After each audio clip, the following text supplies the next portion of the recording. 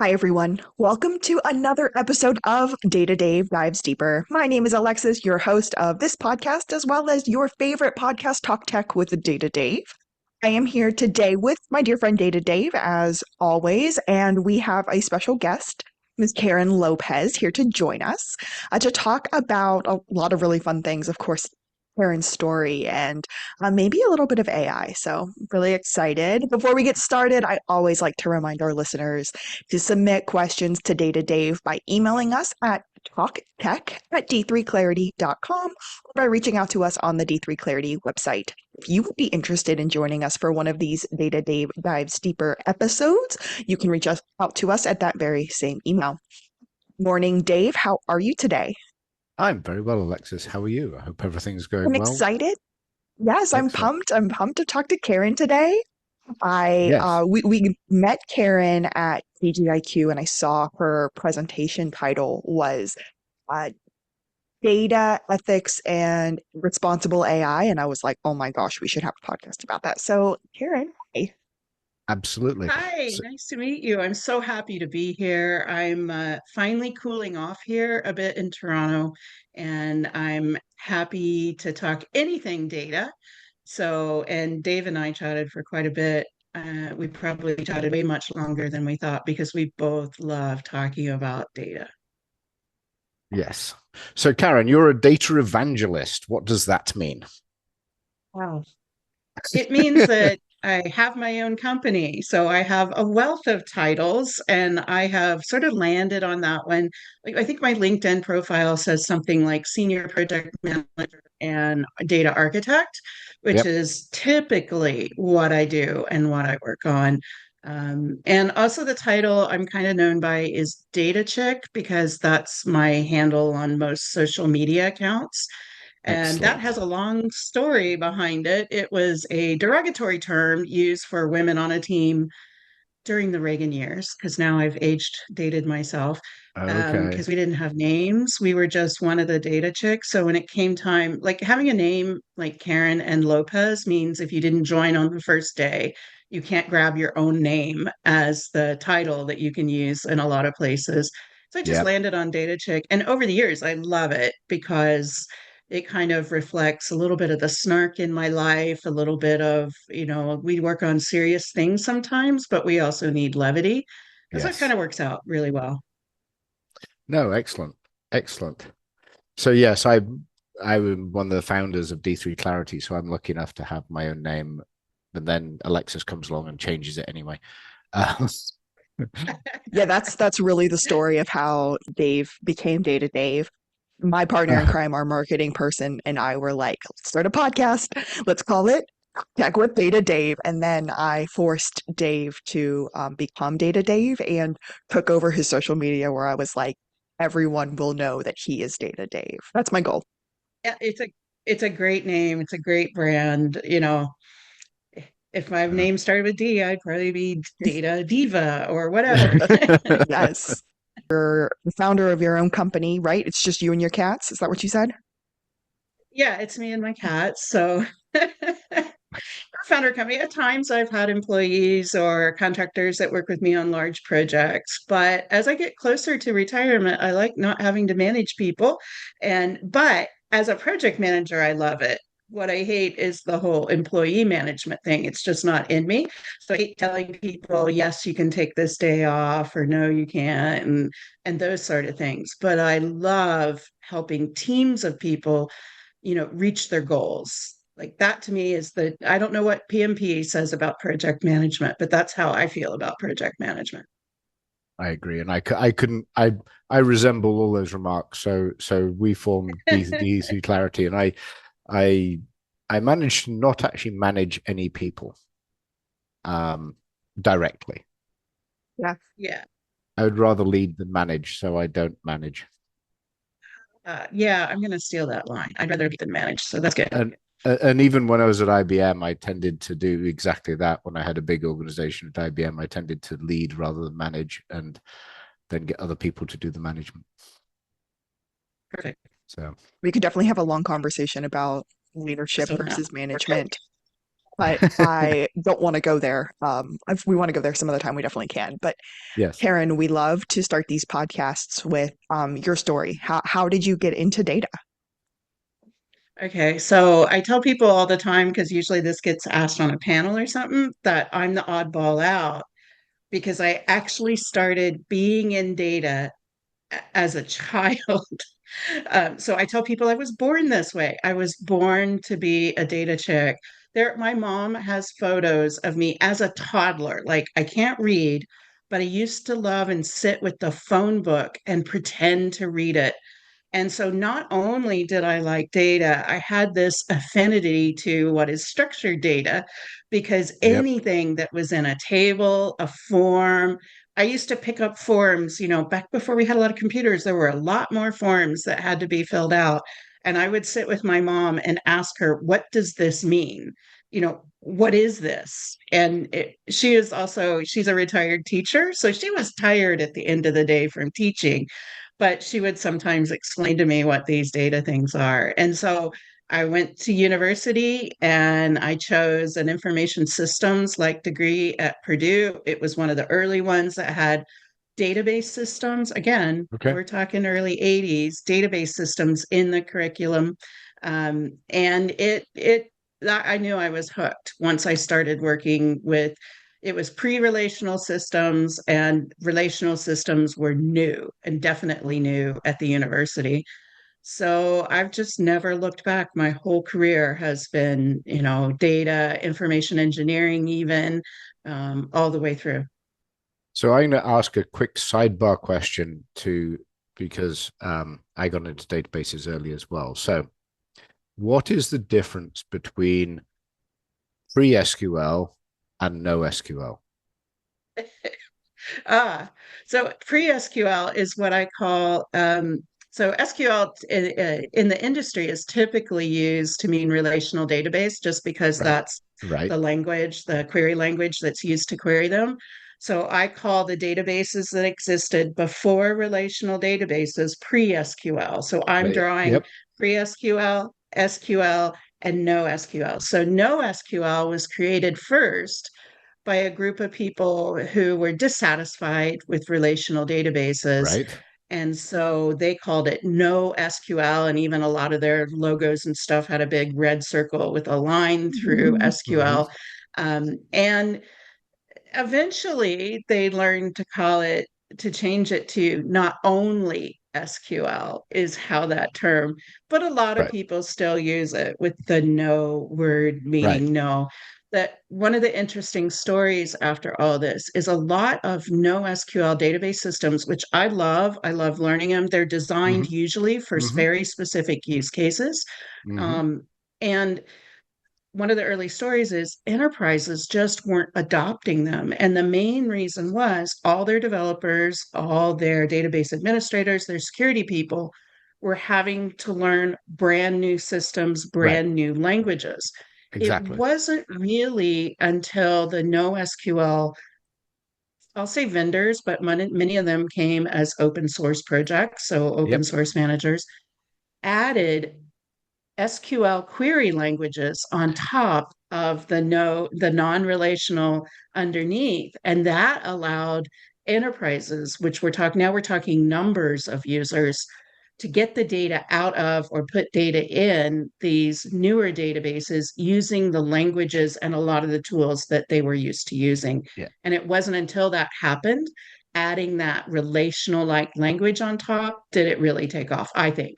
So the reason I asked that question is because I'm always fascinated with people's answers, because I started writing databases or with data working with databases long before there was SQL as well. So I Yeah. was writing bespoke APIs and network databases and various other Yeah. things to access data in different structured forms.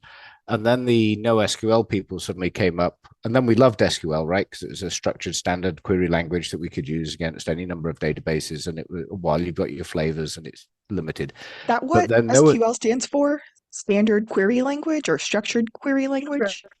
structured query language. Structured query Okay, language. I was wondering that the entire time. Sorry, Dave, didn't mean to interrupt you. And most of and us then forget the meanings of the letters. That's right. All the time. And then the no-SQL people came up and said, okay, no, we want you to access it using our bespoke API, and we don't want to put a query language on it. We don't want to put a standard query language on it. We just want you to use our API. And suddenly I'm taken back to doing exactly the same thing as I was doing in the early 80s and saying, okay. And then they started putting a query language on it as well. And I was kind of, okay, so now we've just gone completely full circle. Right. Yeah. So we had a database that had a basic proprietary API. We added a structured query language so we could query it easily. Then we decided that wasn't good enough, so we went back to a proprietary API, and then we put a query language on top of that again. Yes. The other thing that has come in a bunch of old people talking, I mean, experienced people talking with each other about the good old days. The other thing that I think is hilarious is that, when I first started taking these courses, it was all command line, like DOS prompt, like typing out letters, like messaging with your database as your program. That's all it was. And then eventually we got applications that allowed us to interact with our tools and our databases, and the apps that end users use had a GUI interface, a graphical with buttons and drop downs and all that stuff. And it made it easier for people with no typing syntax skills to work with data. And that lasted decades. And now all the cool kids refuse to use a graphical interface, or even data scientists and advanced analytics people all are typing either in a notebook, which is kind of a combination of a GUI, but still you talk to your data and structure your data by typing in words, and you have to know the correct syntax. And now we're in this kind of split where I get why we want coding to work with data. That's so we can automate things. So for sure, an automation needs code. But it's hilarious that people make fun of me that I still fire up an application to help manage a database or a set of files. Like, you can just do that from the command line. I'm like, I'm old. I don't want to type all this stuff. I can't remember the exact syntax. No. I'm lazy. I'm the same way, and I'll have a GUI and a command line at the same time pointing at the same database, because sometimes one's quicker, sometimes the other's quicker, and I just use whatever makes sense. Yeah. Does GUI stand for something, or is it just a word that means a graphical way to, with graphical something? User interface? Okay. And oh, by the way, I've also dated myself, because the new term to use is UX, that stands for user experience, or UI for user interface. Okay. But the old term is GUI, spelt GUI. Yeah. And most of us like graphical user interface. And it's fun to say. That's why I still say it. That's right. Exactly. It's fun to say, and it just brings this connotation to the mind. Oh yeah, it sounds a lot more fun than user experience or UX. I'm like, what? Let's just talk about data for a minute, right? So what's your perspective on data? What is data, Karen? What do you consider data? I have this super wide definition. I'm not going to give a dictionary definition, because I find those as, I feel like I'm on an interview now, is that anything that we collect and use to help make decisions, and I don't care if it's video or sound or emojis, or for the experienced people, what were those things before emojis? Wingdings or something like that was a font. Or emoji. And emoticons. I don't care. What's that? Emoticons as well. Yeah. So any of those could be data, even texture, how something feels. Data sonification, which is something I got to work on a NASA project, a volunteer NASA project, is where you turn data into sound to see if you can hear differences in data that you might not be able to see in the raw data or see as a visualization. And that's used a lot as well. So I look at it. I've got a very simple definition that I use. I use data as simply evidence. It's the evidence of history. It's the evidence of an event. So it can be stored any way. So you can have any kind of evidence, but data is simply the evidence of an event, and it's the fact that you have evidence of history right, that makes up data. You can store it as sound, you can store it as pixels, you can store it as words, you can store it as anything. The data is simply the fact that you have evidence of history. Interesting. That's a great way of looking at it. I hadn't thought about events, but yeah, I guess my name exists because my parents gave it to me, and that's the event. So it becomes that evidence of history that is that stream of events that led to something, right? The reason I use it that way is because it falls into the scientific method, right? Because then you start saying that the scientific method is a whole bunch of observation of history and observation of events, right? Mm-hmm. And then compiling those events into a prediction, right? Mathematics is now the language of prediction. I have a friend who believes all predictions are bogus. So I don't agree with him, but I agree with what you're saying. Yeah. Well, yeah, I agree with him to a little bit, because mathematics is built on an imprecise model, right? Because all it is a model, a mathematical model that takes the history and allows me to predict another event. So if I drop something on the floor, I can predict exactly when it's going to hit the floor, right? That is using a Newtonian model of mathematics and a Newtonian model of physics to predict an approximation, because the model isn't precise, an approximation that is close enough for 99% of what we do as to when that object is going to hit the floor. 9.8 meters per second squared. Yeah. Right. That's the one I remember from physics. Yeah. So that's kind of the model that I use. And then that leads us into sort of AI, because if I collect all this data, myriads of data, which is all history, and then what is AI really trying to do is it's trying to use that history to predict an outcome, or to say something is good or something is bad.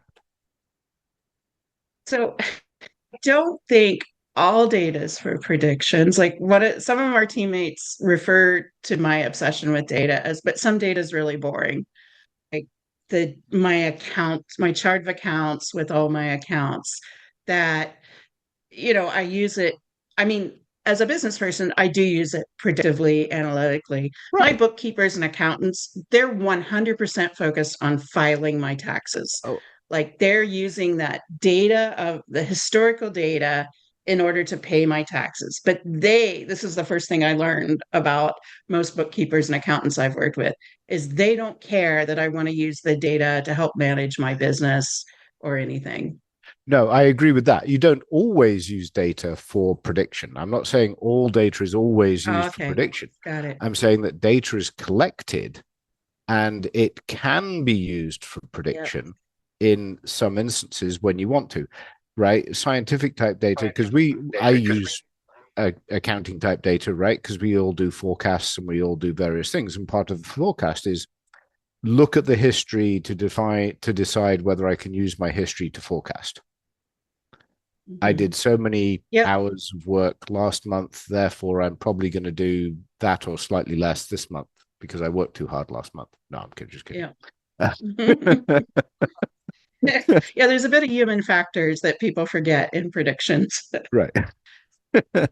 But that's the thinking there. And so we get into, and you bring up a really interesting point, which is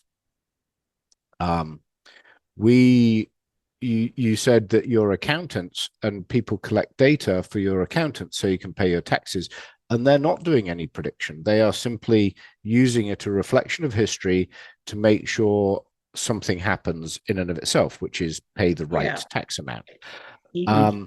What is interesting in that is then we get people who say, I do want to use this data was collected in order to pay my taxes, but now I want to use it to predict what I'm going to do. Yeah. And then they say, now the data is at fault because it's dirty or not correct or not good enough. So what's your thoughts on that? Because that implies that the data, you've changed the purpose of the data. You collected it for one purpose for which it was great. Yep. But now you've changed its purpose to something else for which it isn't so great, and you're blaming the data. Absolutely. We see this all the time. And this kind of ties in both data literacy and data ethics. So Right. I've had many a discussion on projects. You're trying to use this data to do something that it was like, for instance, so I'll go back to, I like to talk about one of my clients a lot because not only are they gone, the whole industry is gone. Um, the whole industry only lasted about 12 years too. So I'll let people think for a minute. But anyway, this industry had customers that they had to collect much more personally identifiable information, or PII, in order to run business, because it was a rental business. So rental businesses have to know much more about you, your credit history, a lot more contact information than most retailers need to know. But a lot of people, I know this is shocking, might lie to a retailer when they collect that information, like what's your zip code? And retailers are collecting zip codes because they're trying to establish where their customers are coming from. But they don't realize that there are people out there who's like, no, I prefer not to give this. But Right. their cashiers, their people at checkout, are motivated or punished by how many zip codes they collect in the US. And therefore, the cashiers won't push back. They'll enter the store zip code or Yep. their own zip code Yep. or the White House zip code or 90210. Here in Canada, we have postal codes. So a lot of people give H0H0H0, which is actually Santa Claus's postal code because the Oh, North Pole's in Canada. Ho And ho so, ho. so it's go.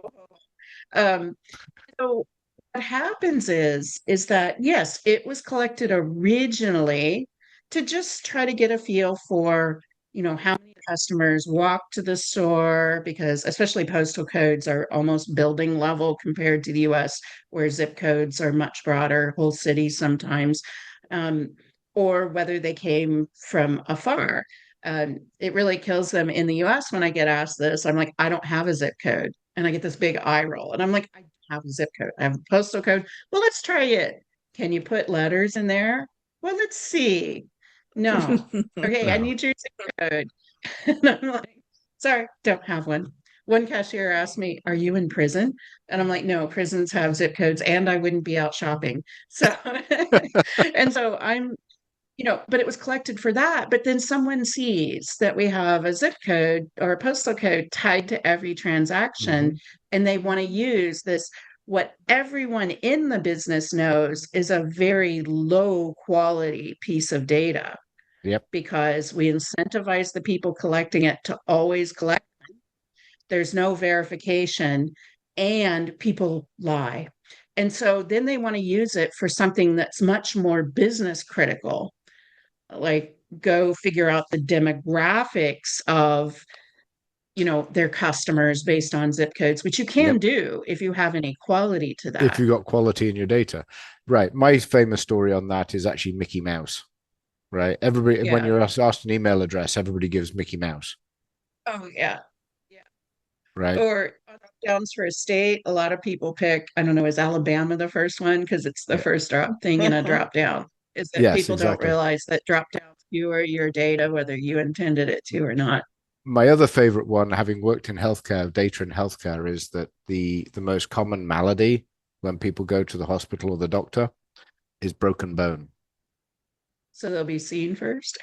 No, it's just because it's the top one on the list. So when the registrar is entering, it's just Oh, so you've got a list of 1,000, and yeah. the first HIPAA categorized malady is broken bone. There you go. And it could also be skewed. Like I was raised without healthcare. The kids in the family weren't covered by our parents' insurance because they were government workers. And so we really only went to the doctor if it was something serious. Yep. Like if you broke your toe, they didn't take you to the doctor because one, they don't really do broken toes. And two, if all it resulted in was a bill and a recommendation to take aspirin at the time, then there was no point in going to the doctor. No. So I always wondered if uh, if visits to doctors were influenced much more based on the socio-economical, Oh, basis absolutely. of their local population. Dave, Karen, this has been fantastic. I love everything you guys are saying. I'm super happy that we got to talk about this, and maybe we can keep having this conversation in the future. But thank you again for joining us today, Karen. It has been an awesome time. Yes, I've had a thank you. blast. Thank you. Thank Much you both. appreciated. Yeah. If you have a question for Data Dave, reach out to us via email at talktech@d3clarity.com. We'll be happy to answer your questions in the podcast. Thanks! This podcast has been brought to you by D3 Clarity. No one has time or patience to fix all of their data and infrastructure problems. D3 Clarity helps some of the world's most recognizable brands take the right action to turn their information into strategic profit making. For more information, go to D3 Clarity, that's the letter D, the number 3, the word clarity.com.